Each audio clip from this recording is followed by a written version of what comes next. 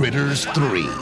You are what they eat. Critters 1 and 2 may not be groundbreaking cinema, but they are fun. Critters 3 isn't. Literally, the only noteworthy thing about this film is that it was Leonardo DiCaprio's feature film debut. No, wait, I tell a lie. There is something else that's interesting about this film. It achieved a 0% on Rotten Tomatoes. And I know the first two didn't score that well either, but 0 is significantly worse. So that is the joy that awaits us today. On the bright side, this woman is wearing fantastic slippers. Critters 3, let's do this! This sequel focuses on a family who run into the little critters in an apartment block. An apartment block that has a dodgy handyman who gets killed to death by Krites. This death scene was very run-of-the-mill. But what would a dodgy handyman be without a dodgy landlord, who also gets killed by the Krites? Which leaves the landlord's son Josh, played by Leonardo DiCaprio, to fight off the terror of the Krites. Sounds like the name of a classic Doctor Who serial. Josh joins up with another family for the fight of their lives. Oh, and this isn't an entire new cast. We do have a couple of faces returning from previous films. Don Keith Hopper reprises the role of Charlie, and he was always a fun part in the previous films, so that should brighten things up, right? Wrong.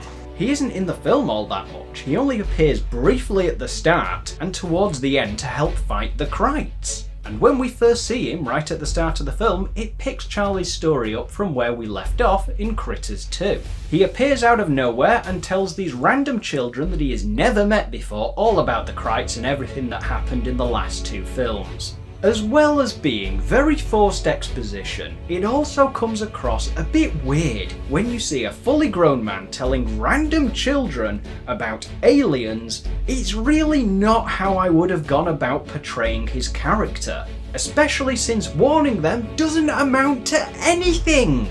Charlie gives one of the kids a crystal and says when it glows green, it means that one of the Krites is nearby. But it is never used to any meaningful degree, and to be honest with you, Charlie doesn't need to be in the start of the film. They could have just had him pop up towards the end of the film saying that he has been tracking down the Krites and now he can help them kill them. Basically, what I'm trying to say is just drop the stranger danger stuff. Anyway, our residents do battle against the Krites, which to be fair does include one very badass grandmother. You leave my husband alone!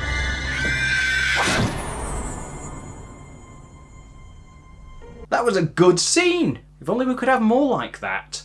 But no! What do we get instead?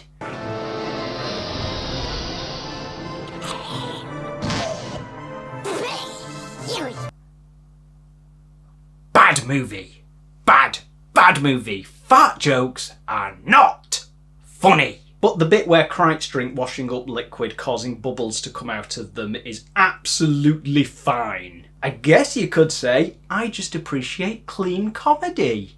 Once Charlie turns up to help them kill the Krites, I will admit that while it doesn't save the movie in any stretch of the imagination, it does become slightly more fun, but still far from actually being good. One of those scenes involves Charlie taking aim at the Krites and they just stand there and let him shoot them. Despite, in the first movie, once they realised that the humans had guns, they retreated and regrouped. But here they just let themselves get shot. And then his gun jams and the Krites just watch them escape and only try to attack when it's too late. This film is just so poorly made.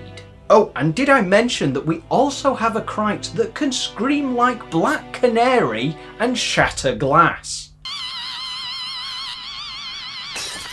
This movie is just ridiculously stupid, and not in a good way, in a bad way, in a very, very bad way. Who is that hunk that just came in with your daughter?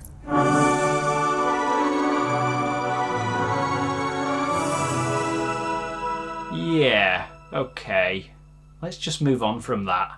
While someone is hanging to try and get to a phone box, Charlie helps kill the last of the Krites, and everyone escapes to safety. But it's not over yet, for Charlie has found the last of the Krite eggs, the last Crytegs in existence. Ugg, still played by Terrence Mann, then appears via hologram and orders Charlie not to kill the remaining Crytegs, as the Intergalactic Council decrees it illegal to kill the last of any species. Nice to know that the Super Duper Space Council has some strong laws against genocide. The Council has ordered Charlie to hand over the remaining Crytegs, and we hit a to be continued screen. I just hope Critters 4 is better. Oh, and can I just say that while this entire scene is playing out, it keeps freeze framing to display credits, then resuming the scene, then freeze framing again, then resuming the scene. It is super annoying! But then again, maybe that's how the 90s dealt with post-credit scenes. Or is it technically mid-credit scenes? This was kind of mid-credit scenes, then it's post-credit scenes, because you have credits in between the scenes. The same scenes! Interweaved, you might say. Let's go with that. Interweaved credit scenes. So yeah, Critters 3, a sloppy mess on the carpet that is very much daft and silly, but lacks anything that made the first two movies fun.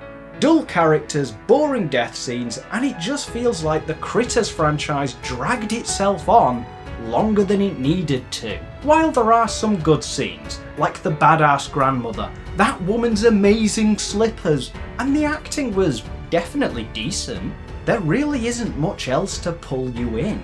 To rate this film, I will go with a 3 out of 10, and I sincerely hope that I enjoy 4 more than I did Critters 3. You've been watching Good or Bad, and if you have enjoyed today's video, please go ahead and hit those like and subscribe buttons, and I will see you next time.